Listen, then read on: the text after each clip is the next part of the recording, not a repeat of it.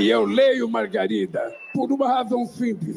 Eu não sou o pai dos pobres. Eu não sou o Lula que ajuda os pobres. Eu não sou o pai de ninguém. Eu sou um de vocês que chegou à presidência da República. Portanto, vocês sintam que vocês estão representados. Porque eu já sou retirante do Nordeste por causa da fome. Eu já sei o que é o desemprego. Eu sei o que é enchente na casa da gente. Eu sei o que é a fome. E eu sei o que passa o nosso povo. Por isso eu votei para melhorar a vida desse povo. Agora mesmo estão dizendo, é importante ter uma preocupação, sabe, de fazer um ajuste fiscal. O salário mínimo está ficando muito alto. Que salário mínimo alto? O mínimo é o mínimo, gente. Não tem nada de mínimo alto. Eu farei qualquer ajuste necessário, porque eu não quero gastar mais do que a gente ganha. Mas eu quero dizer para vocês, não será nunca em cima do povo trabalhador e do povo pobre que eu vou fazer ajuste fiscal nesse país. Nunca. Nunca. Então, companheiros, eu estou aqui prazerosamente.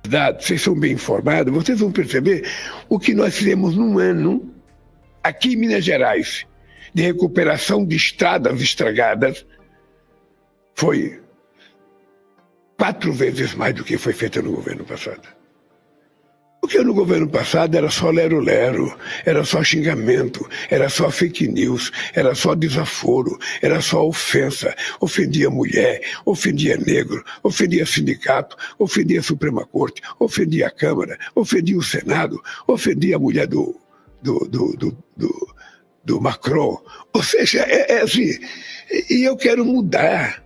Eu quero mudar, ou seja, você tem que governar isso mostrando o que você vai fazer em cada cidade. Eu vou no estado, quarta-feira eu saio daqui hoje, saio de Belo Horizonte, vou a Juiz de Fora, do Juiz de Fora vou a São Paulo amanhã fazer anúncio de 12 institutos federais, de uma faculdade na Zona Leste de São Paulo, depois assinar uma estação de metrô, depois eu vou sair de São Paulo, vou para o Rio de Janeiro domingo de manhã, vou inaugurar um conjunto habitacional, depois do Rio de Janeiro eu volto para São Paulo, aí vou para a Bahia na segunda-feira de manhã, vou à Feira de Santana, à tarde eu vou em Salvador fazer anúncio de coisas em Salvador. No dia 2 é o dia da independência, 2 de julho, eu vou fazer a caminhada até a Igreja do Bonfim e depois eu vou para Recife entregar cheque de indenização de pessoas que estão há 30 anos esperando porque suas casas caíram no famoso processo de uns prédios chamado Prédio Caixão, vocês já ouviram notícia disso? Ou seja, nós vamos entregar cheque depois de 30 anos, vamos pagar a indenização das pessoas. Aí na quarta-feira eu volto, sabe para onde eu vou? Para Goiânia. Anunciar investimento na Universidade Federal de Goiânia. E assim vai ser, daqui para frente vai ser assim. Daqui para frente, quem quiser me encontrar, só pegar a minha agenda e ir para o estado me esperar, porque eu vou estar em algum lugar desse país. Por tão poucos terem tanto, é que tantos têm tão pouco. Não sei por que as pessoas dão tanta importância ao que eu falo, porque o que eu falo é óbvio, é o que está na cara. Eu não senti como se eu estivesse saindo de casa. Eu saí como se eu estivesse ganhando o mundo, entendeu? Abracei o mundo, mano. E eu vivi uma vida de casta, né? Uma vida de classe privilegiada, de classe média, média alta. Meu pai era oficial de alta patente no Exército. E aquilo me parecia tudo hipocrisia, tudo falsidade. Eu queria ver o mundo ser sincero comigo. E aí saí atrás de algum sentido que a vida devia ter, porque o sentido de ganhar dinheiro, ficar rico, constituir propriedade. Pô, se a gente vai morrer, mano, isso não faz sentido. Isso não é o objetivo da vida. O que a gente leva? Né? Então eu queria buscar um sentido. Eu não sabia nem se existia um sentido para a vida. Mas a vida que eu tinha não fazia sentido. Era usufruir dos sabotados. Eu usufruir dos pobres.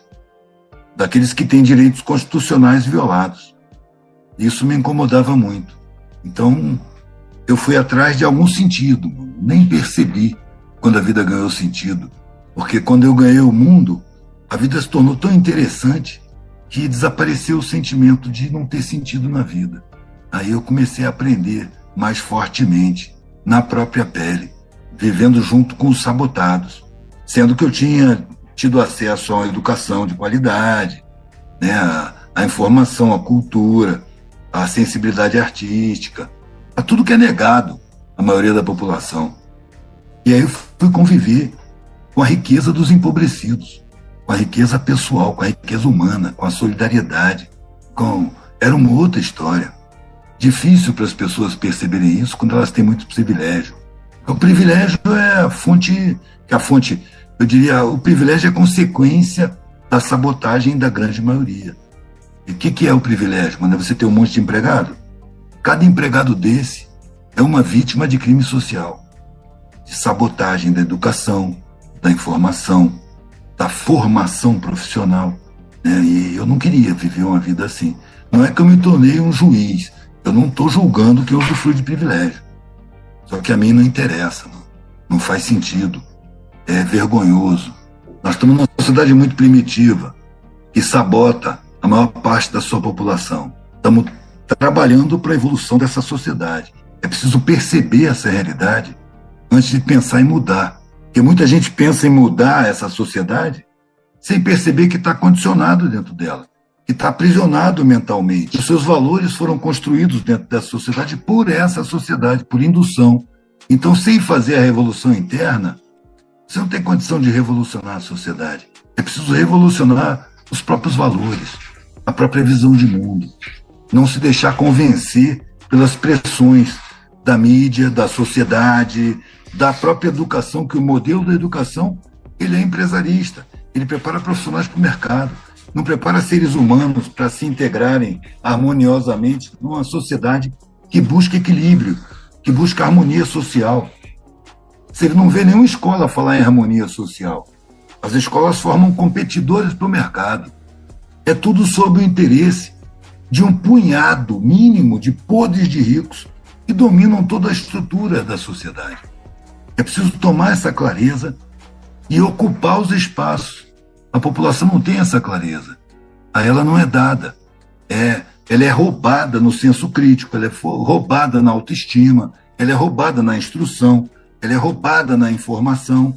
Nós temos um país, por exemplo, não é só um país, né? A gente está dentro de um contexto planetário, mas nós estamos num país onde as comunicações são dominadas por interesses empresariais.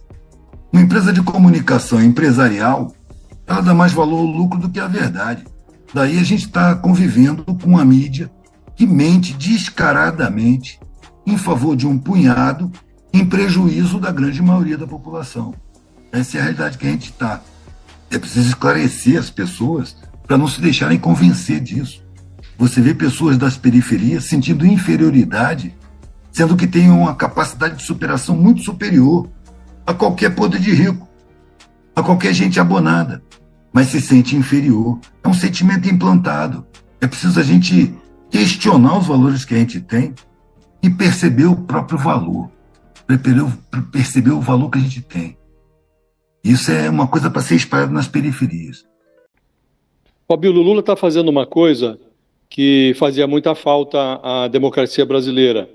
Ele está dando muitas entrevistas, está prestando contas, algo que nos últimos 4 anos a gente não teve. Bolsonaro se relacionava com a imprensa ali no cercadinho do Palácio da Alvorada e, a certa altura, as entrevistas viraram espetáculos. Os jornalistas agredidos pararam até de frequentar o cercadinho. Então, o Lula está restabelecendo o bom hábito de um presidente que conversa com o país por meio dos jornalistas. Acho que ele paga também um preço, porque nessa volúpia de entrevistas, e ele vem dando muitas entrevistas, viajando pelo país, e em cada lugar que passa ele dá uma entrevista a uma rádio local, e deu 2 entrevistas a veículos nacionais, uma para o UOL, outra para a Rádio CBN, e aí tem muita declaração que vira fio desencapado. Essa declaração sobre a anistia é um desastre completo, é uma declaração que realmente é desastrosa. O Lula ficou mais perto da bancada bolsonarista no Congresso do que do Supremo Tribunal Federal, que atuou para defender a democracia brasileira, né? E contra um pano de fundo confuso, o Alexandre de Moraes teve que levar o pé à porta, insinuando que a palavra final sobre essa matéria vai ser dada pelo Supremo Tribunal Federal, né? A gente precisa lembrar como que nasceu essa história de anistia para os criminosos do 8 de janeiro, né? Isso nasceu numa manifestação em fevereiro do Bolsonaro na Avenida Paulista. E o Bolsonaro disse lá, estou buscando uma pacificação, quero passar uma borracha no passado, buscar uma maneira de conviver em paz, sem sobressaltos. E aí ele fala que era preciso que o Congresso providenciasse uma anistia para os pobres coitados do 8 de janeiro. Assim nasceu a história da anistia.